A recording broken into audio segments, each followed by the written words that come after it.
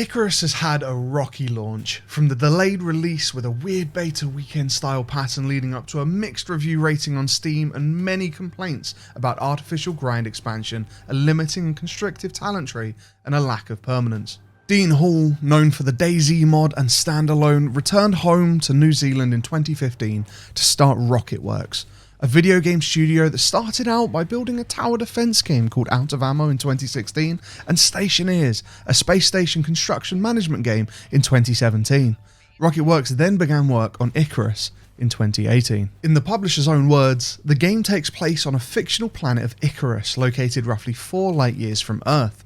The planet was the site of an attempted terraforming procedure, however unforeseen complications arose from exotic materials present on Icarus. These exotic materials caused the terraforming process to fail and leave the planet uninhabitable to humans. The process does, however, make the planet home to a viable ecosystem composed of genetically modified flora and fauna. You take the role of an explorer sent to explore the planet, retrieve scientific samples, and eventually gather exotic materials for eventual return on Earth. Sounds fantastic, right? The spiel absolutely convinced many people that this game was going to flip survival crafting games on their head, something Valheim had ended up doing successfully in early February 2021. However, it turns out that combining session-based gameplay with long grinds for materials for what seems like arbitrarily pointless goals had the exact opposite result, becoming instead an example of this is what you shouldn't do for a survival crafting game. So what is Icarus? Icarus is a session-based survival game for up to 8 co-op players or solo players, where most gameplay occurs during timed missions. Players accept contracts for missions on a space station orbiting the planet and drop down to its terrain to attempt the objectives. Once a mission timer is complete, the drop pod returns to the station, and if the player fails to return in time, their character's body is left on the surface, dead, and progress gone. To survive while on the surface, players must gather oxygen, food, and water whilst also finding temporary shelter from the hostile environment. Eventually, the players will be able to construct increasingly advanced structures and tools. Players have the usual health and stamina bars, which can be depleted by taking damage or by performing tasks like printing, gathering, and fighting. Genetically modified wildlife on the planet is often hostile, and a variety of storms also pose dangers to the player and their structures. Players who do not seek shelter from storms suffer movement and stamina debuffs, and spending too much time in certain storms will deplete health.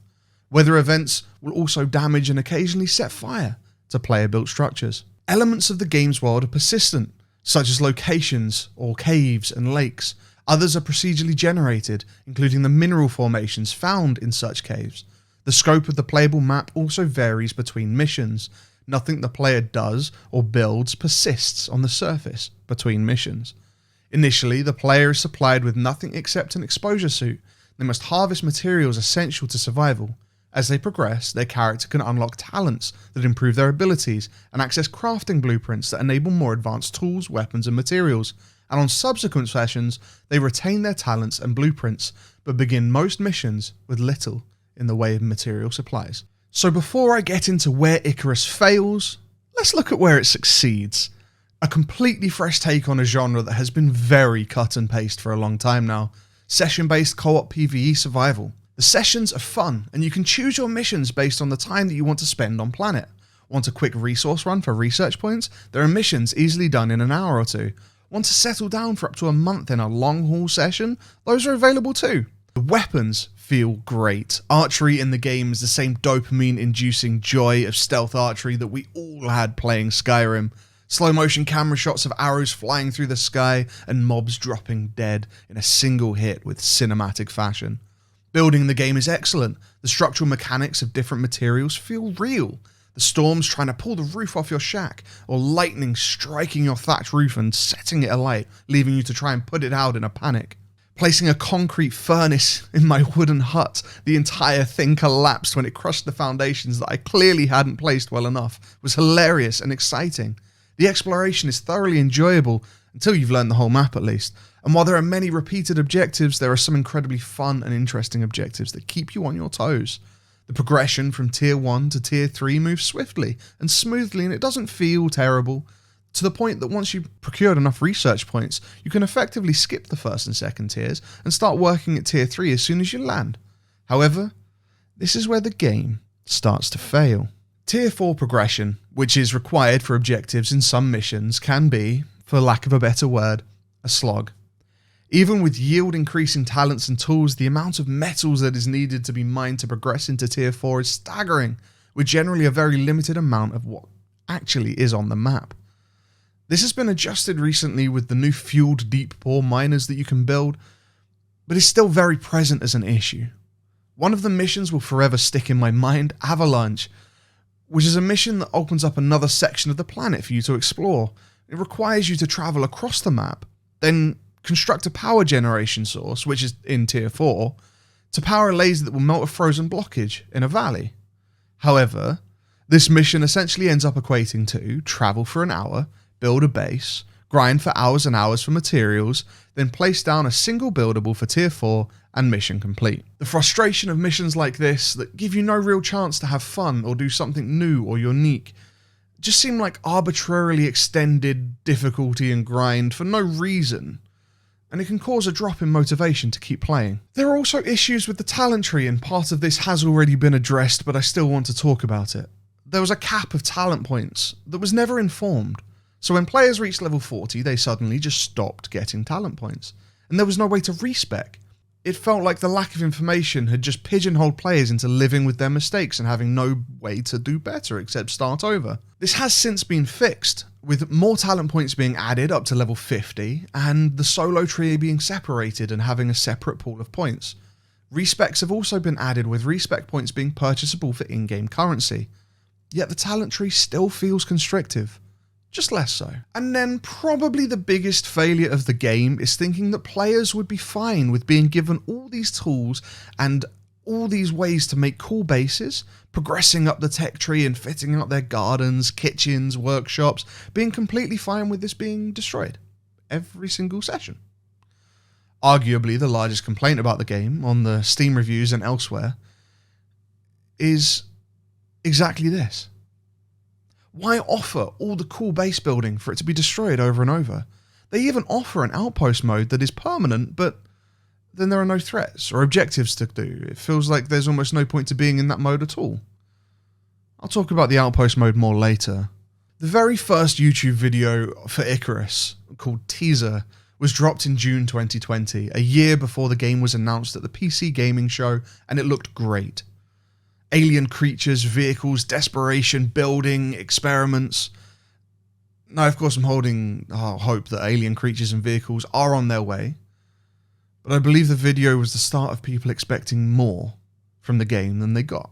The launch video for the PC gaming show a year later pulled back on a lot of the parts of the teaser that we weren't receiving, but there is a short fraction where clearly the player is put in some form of buggy or 4x4. Which is arguably needed. Another one of the complaints is that Icarus is so much walking and running. There's just so much that you have to do for each mission, and the map is the same. Eventually you see the same geography over and over. A buggy or a quad bike would absolutely work, and is honestly needed. So why wasn't it included in launch? One can only assume that will be added eventually, considering that vehicles have been a part of two major pieces of promo and marketing for the game. And that is where the biggest marketing issue is with the game. It is sold and marked as a full release, yet the game is very, very clearly still an early access title. Constant updates, major changes, missing content. You would be absolutely forgiven for assuming the game was early access. I also believe that the community would be far more forgiving of the game if they weren't being sold a full release title. Now, there really isn't a roadmap for this game. All we have is the chapter announcement. We'll be getting 2 paid DLCs called New Frontier and Dangerous Horizons, with art possibly leaking the content from these DLCs, but outside of that, we don't know. We can only hope for alien creatures and challenges of combat, possible horde defense objectives, have X time to build a fortress, defend it for X amount of time whilst waves of enemies assault the experiment or whatever. But for now, we'll have to sit tight and just watch the patch notes. Before I start this next section of the video, I want to make it clear that I am not a game developer.